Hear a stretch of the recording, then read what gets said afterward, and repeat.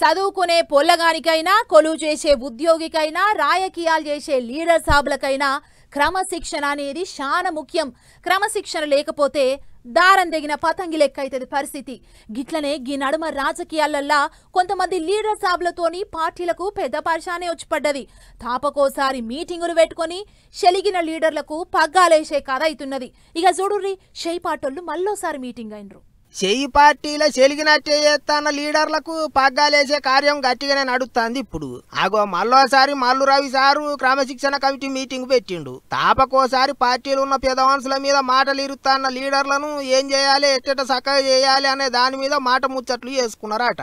ఇక ఆఫీసులకు పోతుంటే ఆగబట్టి ఏంది సారు ఎట్టెట్ట అని అరుచుకుంటే ఇక చూడుర్రి ఏమన్నాడో. నా పని ఫైర్ ఇంజన్ పని.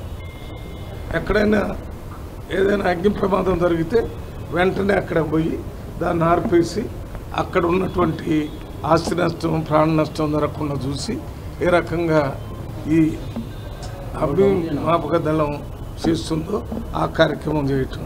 సారు భలే గమ్మతిగా చెప్పిండు ముచ్చట్లు. తెలంగాణ చెయ్యి పార్టీలో ఎప్పుడన్నా మంటలు అంటుకుంటే సారు ఫైర్ ఇంజన్ లెక్కొచ్చి ఆ మంటలన్నీ ఆర్పుతాడట.